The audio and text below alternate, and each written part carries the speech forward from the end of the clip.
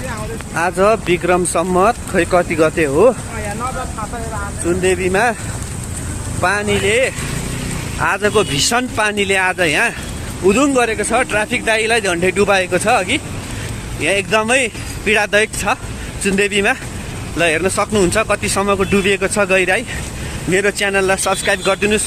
बाढी होइन यो त आज त खोलै भन्दा नि फरक पर्दैन है।